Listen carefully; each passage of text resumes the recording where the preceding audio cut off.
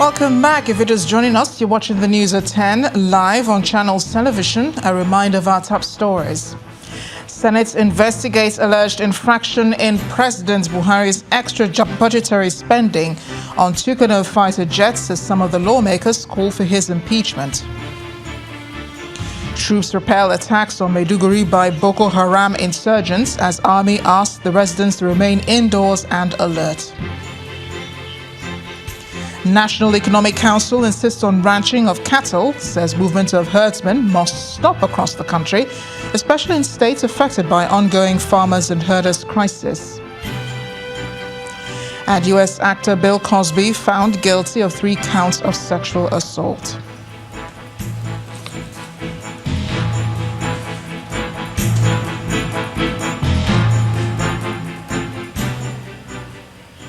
ChannelsTV.com has more information for you, and on YouTube.com/channels where you can watch our videos.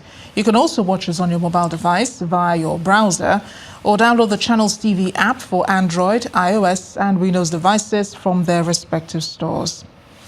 Besides giving you access to news updates on the go, the Channels TV and Channels 24 app have an eyewitness feature that you can use to share your pictures, videos or any news happening around you. Just install the app, then tap and swipe to reveal the menu and follow the instructions.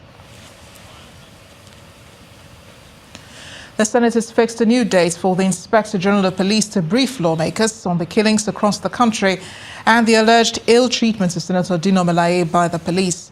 Mr. Ibrahim Idris has been given the new date after he failed to appear before lawmakers at today's legislative proceedings. Lawmakers also condemned the recent killings in Benue State and have summoned President Buhari to address a joint session of the National Assembly on the alarming insecurity in the country.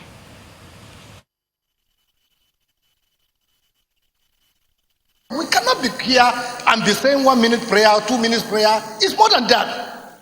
It's more than that. Life, you cannot move freely in this country today. Federal lawmakers say enough is enough of the killings of Nigerians across the country. The killings of 2 priests and 17 worshippers on April the 24th by armed gunmen in Benue State and the continuous murder of Nigerians either by herdsmen or armed bandits is disturbing to these lawmakers. Lawmakers are calling for drastic actions to be taken to end the killings. This latest attack on a worship center, which is most unprecedented in Benue, has very grave implications for the security and unity of our dear nation. It's a war situation. Every day you kill, now they go to church, slaughter priests, slaughter malams. I mean, it's not acceptable. So I'm saying, I'm standing here to say, look, these states that are involved, and it's been consistent, let's just declare state of emergency, let the military go in and fight a normal war. The Senate aligns with the resolution adopted by the House of Representatives on Wednesday, April the 25th. That the Senate agrees there should be a joint, there should be the summons of the Mr. President to address us in a joint session. Then all our leadership can do is to meet with the Speaker there to agree on a date. Lawmakers are displeased with the Inspector General of Police, Mr. Ibrahim Idris, for failing to appear before the Senate. He was invited to brief the lawmakers on what the police is doing to address insecurity in the country, as well as the alleged mistreatment of Senator Dino Melaye by the police. Some of the lawmakers see his absence as disrespectful to the Senate. Neither myself has received any response from the IG in the last 42 hours. Sending his DIG is not respectful enough. He should have had the respect of this institution to reach the chairman and myself to explain. We've all been chief executives. Mr. President is going to Bauchi to commission a project to do with the Air Force. He's only accompanying the president. The Senate gives the Inspector General of Police another opportunity to appear before the upper chamber on May the 2nd to brief lawmakers on the persistent killings of Nigerians across the country, including the alleged ill treatment of Senator Dino Melaye by the police. Nigeria's Vice President, Professor Yemi Osinbajo, is blaming the lingering crisis between farmers and herders on the non-implementation of 2 ECOWAS protocols on free movement of persons goods and services. Professor Shibajo was speaking at the opening of the ECOWAS ministerial meeting on the farmers' herders crisis, where he represented President Muhammadu Buhari. He insisted that the protocols were necessary in the discussions to proffer lasting solution to incessant killings in the region. The vice president warns that many of the countries in the region are already in food security, and the violence, if unchecked, would lead to catastrophe. Two ECOWAS protocols are critical to the conversations that we're going to have here today. The 1979 Protocol of Free Movement of Persons, Goods, Capital and Services, and the protocol relating to transhumans in 1998. Regrettably, what we have been confronted with over the years is the failure to fully follow and enforce the terms of these protocols, and in some cases, the failure to activate sections of the protocol. So that where, for example, transhuman certificates are to be used and endorsed by medical or immigration officials, this is not the case. This has to change.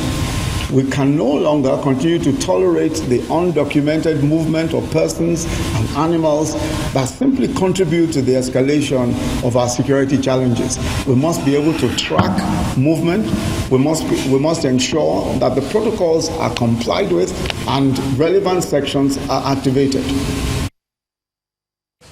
Meanwhile, the National Assembly's objections, the National Economic Council is backing the president's request for anticipatory approval. The National Economic Council has agreed that the movement of herdsmen must stop across the country, especially the 5 states that have been adversely affected by clashes between herdsmen and farmers. The states, according to the council, are Benue, Taraba, Adamawa, Kaduna, and Zamfara states. Governor Dave Umahi of Ebonyi State, who heads the Committee on the Farmers' Herders Crisis, told State House correspondents after the meeting that the council approved ranching across the affected states, which are expected to make land available. The committee had visited the affected states on a fact-finding mission. This movement also by the nomadic herdsmen, has to stop, and and occasionally also the immigrants, those who have settled, who migrated, from other parts of the country into various locations, like the Middle Belt and the South. They sometimes also go into conflict with farmers because of movement of their cows. So we agree that the most profitable way and modern way of rearing this cattle is by ranching. And so we've agreed that the 5 states that are involved are going to give land. Niger has also given land. Though it's outside these 5 states. Kaduna has also given land. Plateau is also given land. Ranching is being practiced in Mambila, Plateau, in Taraba State. And they have success story, with regard to that. We also agreed that through the Ministry of Agriculture, that we have a need to introduce new species. The Honorable Minister told us about some species that produces as much as 60 liters of milk per day, and that the cows weigh as much as 200 kg. 900 kg, but our own is just within the range of 200 kg minus. So we've agreed that we are going to work on the new species, also working with our ranching. Let's join Ibrahim Adra in Abuja for more on the news at 10. Hi, Ibrahim. Great to see you, as always. Hello, Marachi. Good to see you as well. Now, an attack on Maiduguri, the Borno state capital, by suspected Boko Haram terrorists has been repelled by troops of the Operation Lafia Dole. The terrorists had launched an attack on a part of the metropolis, which they had infiltrated through the Polo area. A correspondent in Maiduguri says the residents had fled the area for safety following heavy gun battle between the troops and the militants. Some of the fleeing residents are said to have been injured after being hit by stray bullets, while some were reportedly trapped in traffic in the ensuing chaos. The Air Force has been conducting air patrols around the city, and the Army says the situation is under control. In a statement, the Deputy Director, Army Public Relations, Colonel Kingsley Samuel, asked residents to remain indoors and be vigilant. Elsewhere, President Muhammadu Buhari has challenged all politicians who looted public funds to return such monies to the nation's treasury, insisting there is no going back on the war against corruption. The president also reaffirmed his resolve to run in the 2019 general elections when he addressed a crowd at the Abubakar Tafawa Balewa Stadium in Bauchi, where he is on a 2-day working visit. At the venue, President Buhari flagged off the distribution of tractors and other farm implements to farmers. He had earlier paid a courtesy call at the palace of the Mayor of Bauchi.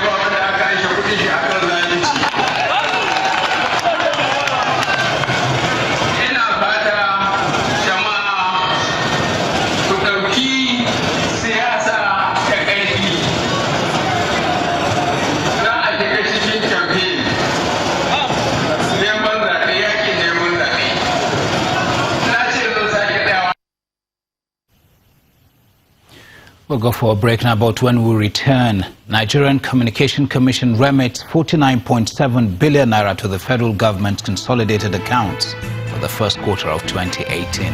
That'll be in our business news. Join us again.